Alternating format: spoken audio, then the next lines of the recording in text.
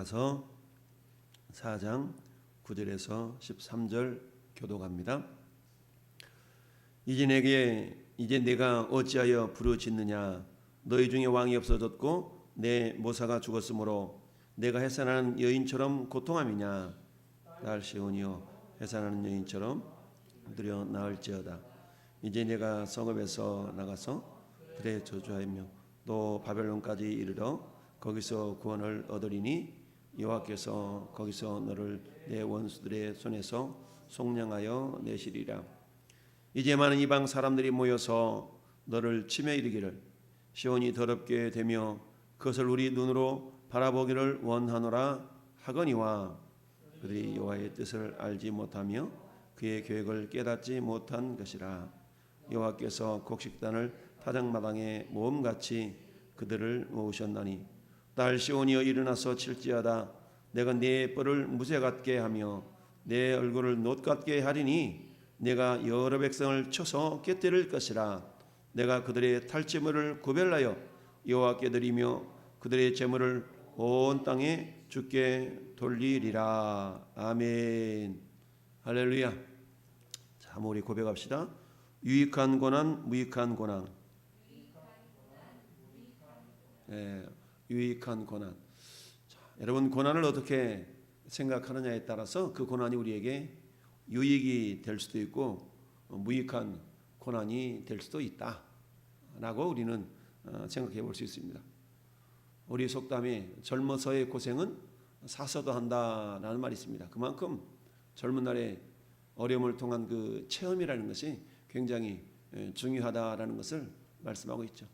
여러분 우리가 무엇인가 안다라는 것은 경험을 통하여서 습득한 그것이 나에게 곧 어떤 놀라운 힘과 능력을 제공할 때에 우리는 경험이라는 것이 굉장히 값지게 되죠.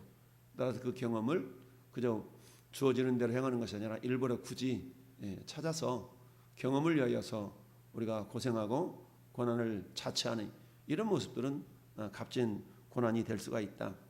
여러분 이 땅 살아가는 날들 동안에 고난이 없을 수가 없죠. 에덴 동산에서 아담과 하와가 범죄한 이후에 성경은 분명하게 남자는 이마에 땀을 흘려야 식물을 먹을 것이고 또 여자는 해산하는 고통을 더한다라고 말씀하고 있죠. 즉 남녀 모두가 다 아담의 후손인 우리들은 고난을 경험할 수밖에 없다. 그런데 중요한 것은 그 고난이 어떠한 모습으로 우리에게 다가오며 그 고난을 어떻게 내가 이해하고 이겨낼 것인가에 대해서는 사람마다 다양하게 그 모습이 다르게 임하게 됩니다. 따라서 특별히 예수 믿지 않는 사람들은 정말 걸어가다도 자빠지기도 하고 나는 아무 잘못도 없는데 또 교통사고를 당하기도 하고 또 무고한 그런 고소를 당하기도 하고 참 살기 힘든 시대를 우리가 살아가고 있습니다. 그러나 하나님이 이 모든 것들을 다 주관하시는 만물의 주관자이시기 때문에 우리는 절대적으로 하나님의 주권을 인정하며 우리가 사회적인 이 모든 모습들을 바라보게 될 때는 우연은 없다라는 말씀의 제목을 우리가 경험했습니다. 따라서 우리 예수 믿지 않는 사람들은 차치하고서라도 우리 그리스도인들에게 있어서 이 고난을 어떻게 이해하고 해석할 것인가, 오늘 본문을 통해서 우리는 그것을 다시 한번 생각해 볼 수가 있습니다. 자, 하나님께서 북쪽 이스라엘과 남쪽 유다에 대한 그런 멸망을 예언하시는 말씀이 3장 마지막 절이라고 말씀했어요. 이러므로 너희로 말미암아 시온은 갈아엎은 밭이 되고 예루살렘은 무더기가 되고 성전의 산은 수풀의 높은 곳이 되리라 라고 말씀하고 있습니다. 즉 남쪽 유다의 예루살렘 성전의 파괴와 더불어 예루살렘의 파괴를 예언하고 있는 말씀이죠. 그러나 사장이 들어와서 다시 하나님은 그런 가운데서도 하나님의 어떤 회복의 역사를 다시 예언하는 그런 말씀을 하고 계십니다. 그렇기 때문에 우리는 어때요? 4장 5절에 오직 우리는 그래서 하나님의 여호와의 이름을 의지하며 영원히 행하리로다. 그러니까 하나님 여호와의 이름을 의지하면서 영원히 행하는 그 과정 속에는 고난과 고통이 수반될 수밖에 없다라는 이야기인데, 그렇다면 하나님께서 허락하신 그 고난 그리고 그 고통 그 내면에 하나님의 뜻을 우리가 제대로 이해하기만 한다면 우리는 그 고난을, 고통을 슬기롭게 지혜롭게 이겨낼 수가 있는 것이죠. 마치 4년마다 돌아오는 월드컵이나 올림픽 그 출전권을 따내기 위해서 저 진천 선수촌에서 땀을 흘리면서 수고한 우리 그 선수들을 우리는 바라볼 수 있습니다.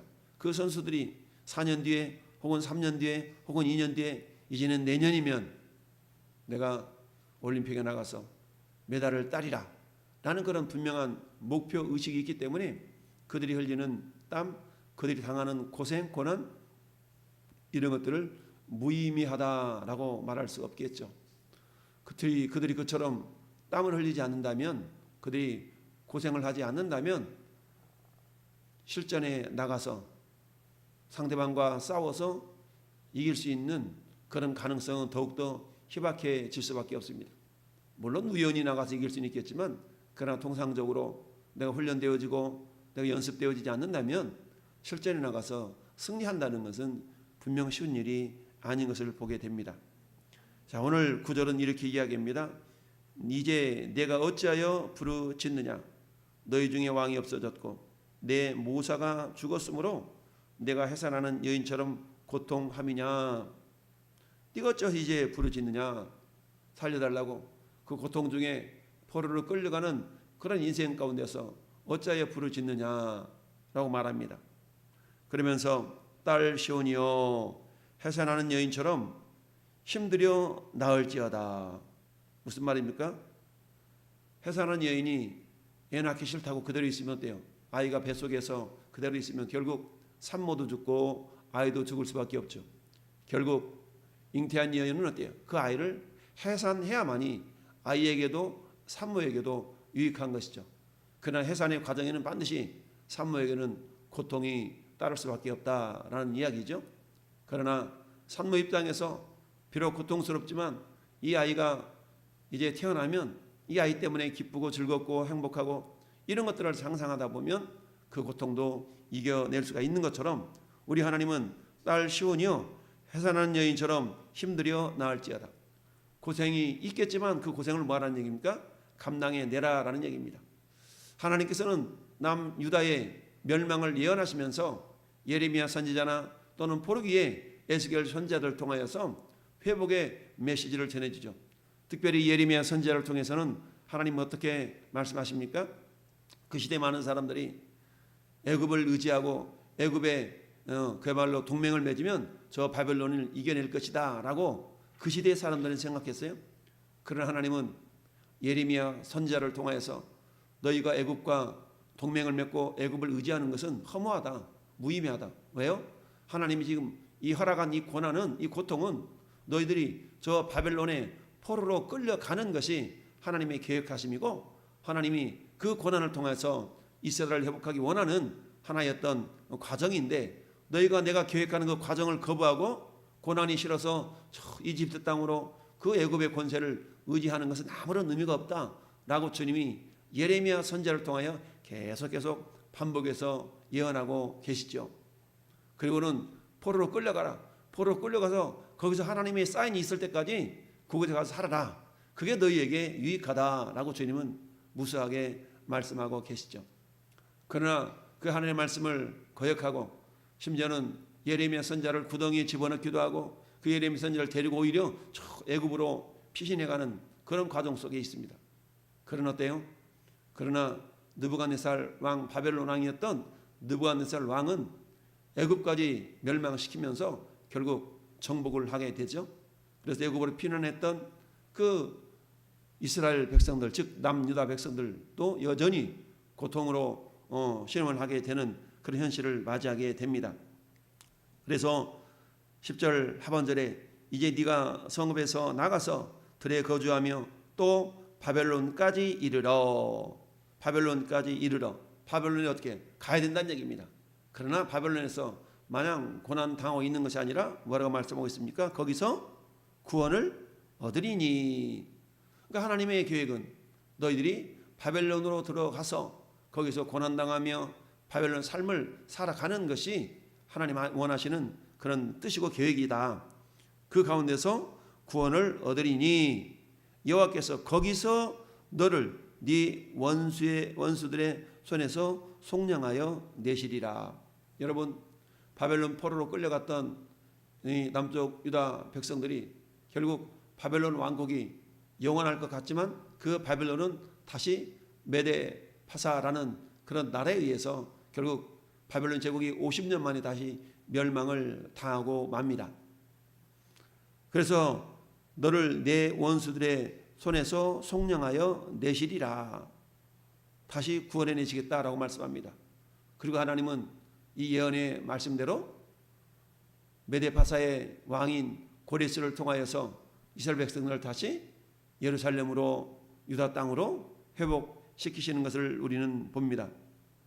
이제 많은 이방인들이 모여서 너를 치며 이르기를 시온이 더럽게 되며 그것을 우리 눈으로 바라보기를 원하노라 하거니와. 그런데 왜 그러잖아요. 저 녀석 가서 한 대 좁혀 이를테면, 그랬더니 쥐어 패는 것이 살짝 좀 흉내만 내야 되는데 아주 겁나게 세상 말로 말하면 오지게 두들겨 펴버리면 그걸 시킨 부모 입장에서는 거꾸로 열이 받는 거죠. 그런 것처럼 하나님이 이방 사람들로 하여금 이스라엘을 징계하는 도구로 그들을 잠깐 사용했는데 그들은 마치 자기들이 능력 있고 힘이 있어서 이스라엘을 다스리고 정복한 것처럼 자기들이 권세 있는 것처럼 생각하죠. 그러나 하나님은 뭐라고 말씀하십니까? 그들은 내가 이스라엘을 잠깐 징계하는 징계 도구들로 생각했는데 오히려 그들은 자기들이 능력이 있어서 그런 것들을 알고 정말 기세 등등해서 이스라엘을 괴롭히는 그런 모습을 보이게 됩니다. 그러나 하나님께서는 오히려 그들을 12절 말씀이 뭐라고 말씀합니까? 그들이 여호와의 뜻을 알지 못하며 그의 계획을 깨닫지 못한 것이라. 그래서 여호와께서 곡식단을 타작 마당에서 모음같이 그들을 모으셨나니 딸 시온이여 일어나서 칠지어다. 결국 남쪽 유다를 징계하는 도구로 바벨론이라는 나라를 사용했지만 바벨론은 남쪽 유다를 멸망시키면서 얼마나 유다 백성들을 괴롭히고 그야말로 많은 모멸감을 안겨주었습니까?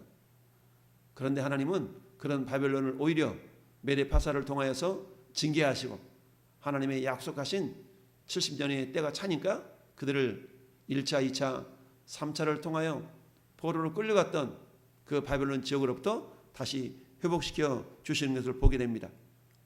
12절 상반절에 특별히 여호와의 뜻을 알지 못하여, 그러니까 여호와 뜻을 알지 못하여, 하나님은 모든 범사에 분명한 하나님의 뜻이 있음을 말씀하고 있죠. 이스라엘 백성들이 북쪽 이스라엘은 아수르라는 제국에 의해서 멸망을 당하고 그로부터 150여 년이 흘러서 남쪽 유다마저도 이제 바벨론이라는 제국에게 멸망을 당하게 되는데 그 멸망이라는 것은 뭡니까?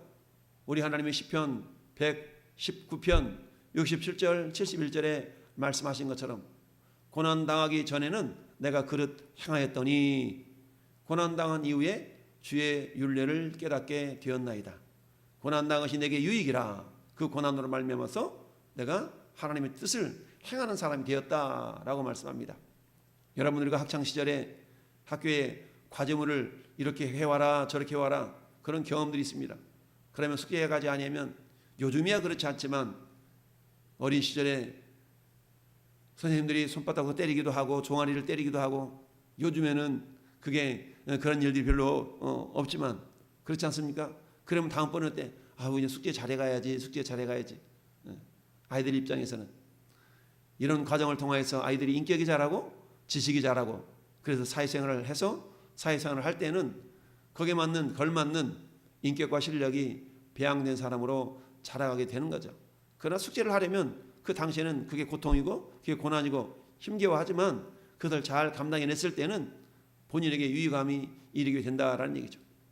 자, 하나님께서는 인간을 창조하시고 하나님의 말씀을 순종하며 살아갈 때 가장 행복한 존재로 사람을 지으셨습니다.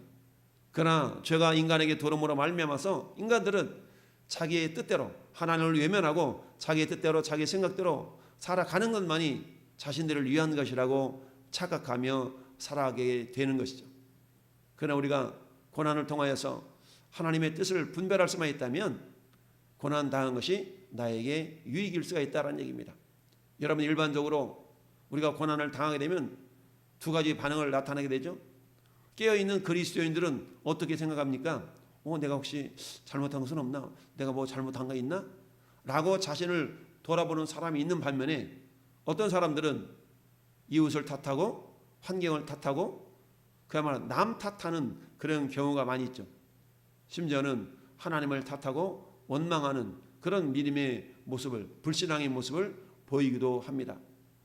하나님 이러깁니까? 내가 어떻게 신앙생활을 했는데요? 라고 하면서 하나님을 원망하고 불평하는 그런 모습이 있기도 하죠. 그러나 복 있는 사람은 어떻습니까? 악인의 꾀를 쫓지 아니하고 죄인들의 길에 서지 아니하고 오만한 자들의 자리에 앉지 않는 그런 모습, 즉 말씀을 거울 삼아서 혹시 내 삶 속에서 하나님이 원하시지 않는 어떤 생각과 말과 행동을 하고 있는 것은 아닌가라는 것을 돌아볼 수 있어야 된다는 얘기죠. 그들이 여호와의 뜻을 알지 못하며 그러나 고통 중에 있다 할지라도 분명히 하나님은 이 고통을 통하여 우리를 하나님의 원하시는 그 생명길로 우리를 반드시 이끌어 가실 거야. 다시 회복하실 거야. 오늘 10절 하반절 말씀처럼 여호와께서 거기서 너를 내 원수들의 손에서 속량하여 내시리라. 이 거기는 바벨론이거든요. 그런데 이스라엘 백성들은 바벨론으로 포로로 끌려가기 싫어서 반대에 있는 애굽을 의지하고 애굽과 동맹을 맺으려 하는데 그것은 허무하다. 그것은 의미가 없다. 그것은 헛된 일이다. 라고 예레미야 선지자를 통해서 계속적으로 말씀했음에도 불구하고 어리석은 인간들은 하나님의 뜻을 알지 못하여서 결국 애굽과 동맹을 맺고 애굽을 의지하게 되었다는 얘기인데, 결국 오늘도 하나님은 우리 믿는 사람이든 믿지 않는 사람이든 오늘날 동일하게 코로나 팬데믹이라는 전 세계적인 그런 어떤 유행병을 허락해 주셨습니다. 예수 믿는 사람이라고 해서 그 코로나 병연군이 이렇게 피해가는 건 아니죠. 누구나 다 고난을 당할 수가 있습니다. 그럼에도 불구하고 우리가 확실히 믿는 것은 거기서 내 원수들의 손에서 속량하여 내시리라. 하나님이 구원하심을 신뢰하고 믿고 있는 사람들에게는 반드시 하나님께서 합력하여 선을 이루신다라는 이야기죠. 따라서 이 팬데믹 그런 상황 가운데서도 그래도 백신을 맞고 그리고 체력을 회복하고 이런 가운데서 겸손하게 하나님의 구원의 손길을 바라볼 때에 하나님께서 반드시 이 고난이 무익한 고난이 아니라 유익한 고난이 되도록 인도해 가신다라는 얘기입니다. 그래서 결국 13절 말씀에 딸 시온이여 일어나서 칠지어다. 내가 내 뿔을 무쇠 같게 하며 내 굽을 놋 같게 하리니 내가 여러 백성을 쳐서 깨뜨릴 것이라. 내가 그들의 탈취물을 구별하여 여호와께 드리며 그들의 재물을 온 땅에 주께 돌리리라. 할렐루야. 하나님께서는 포로로 끌려간 이스라엘 백성들을 다시 한번 회복시키시겠다라는 예언의 말씀을 통해서 그들을 위해서는 고난이 있을 수밖에 없다라고 주님 말씀하십니다. 인간의 죄성은 고난을 경험해 볼 때 비로소 자기 자신을 돌아볼 줄 아는 그런 어떤 연약함과 어리석음이 있습니다. 따라서 예수 믿는 사람이든 믿지 않는 사람이든 그리스도인이든 난 크리스찬이든 고난이 동일하게 임한다 할지라도 그 고난을 대하는 자세는 사뭇 달라야 된다라는 이야기입니다. 항상 우리 그리스도인들의 마음의 자세는 나에게 당하는 어떤 고난이 있다 할지라도 그 고난이 왜 나에게는 고난이 있을까? 라고 자신을 먼저 생각해 볼 수 있어야 됩니다. 그럴 때에 하나님께서는 우리를 반드시 생명길로 유익한 길로 합력해서 선을 이루시는 그 길로 이끌어 가신다라는 이야기입니다. 그래서 오늘 한 날 정말 우리에게 여러 가지 고난이 있을 수가 있어요. 어떤 관계성 속에서 인간 간의 어떤 관계성 속에서 당하는 그 고난, 또 물질적인 고난, 어떤 질병의 고난, 다양한 고난의 요인들이 있습니다. 그럼에도 불구하고 우리가 확실히 신뢰할 수 있는 것은 하나님께서 거기서 너를 내 원수들의 손에서 속량하여 내시리라. 할렐루야. 이 분명한 하나님의 약속의 말씀을 신뢰하고 내 원수들의 손, 그 원수가 좀 전에 말씀드렸던 질병일 수도 있고요, 재정적인 어려움일 수도 있고, 어떤 인간 관계성 속에서 당하는 이런 고난일 수도 있고, 여러 가지 어려움의 연소, 그걸 우리는 우리 원수들이라고 표현할 수가 있습니다. 이런 원수들로부터 분명히 하나님께서는 뭐라고요? 속량하여 내시리라. 이미 예수 그리스도께서 그가 채찍에 맞음으로 우리는 나음을 입었도다. 부유하신 이로서 가난하게 되시면 저의 가난함을 인하여 너희로 부유케 하려 하심이라. 이처럼 주님이 우리를 위하여서 대신 고난 당하시고 대신 담당의 역사를 이루셨기 때문에 이제 우리는 예수님을 인하여 자유함을 누릴 수가 있고 나음을 입을 수 있는 그런 존재들이 된 것입니다. 오늘 한 날도 혹여 우리에게 고난이 있다면 그 고난을 통해서 하나님의 윤리와 법도를 다시 한번 묵상해보는, 하나님 이 고난을 통해서 저에게 원하시는 것이 무엇입니까? 라고 겸손히 주님의 뜻을 여쭙고 주님과 오히려 더 주님과 교제할 수 있는 그런 기회로 삼는다면 하나님 반드시 역전의 하나님께서 이 고난이 변화해서 기쁨이요, 고난이 변화해서 감사요, 고난이 변화해서 감격이 될 수 있는 놀라운 생명의 주님의 은혜를 경험할 수가 있게 됩니다. 젊어서 고난은 고생은 사소한다라는 그런 말씀이 있는 것처럼 우리가 애매히 당하는 범죄함으로 비록 당하는 고난이라 할지라도 우리가 주님을 바라본다면 회개의 기회를 통하여 다시 한번 새로워지는 우리의 삶의 모습을 발견할 수가 있습니다. 어떤 고난이라 할지라도 중요한 것은 하나님의 얼굴을 구하며 하나님의 뜻을 구할 줄 아는 그런 주님과의 교제, 주님과의 가까이함이 귀하다라는 생각을 하면서 오늘 하루도 더욱더 주님을 가까이하고 주님께 우리의 뜻을, 주님의 뜻을 우리의 뜻과 연결시켜 볼 수 있는 그런 깨어있음이 오늘 한 날도 있기를 예수님의 이름으로 축원을 드립니다. 아멘.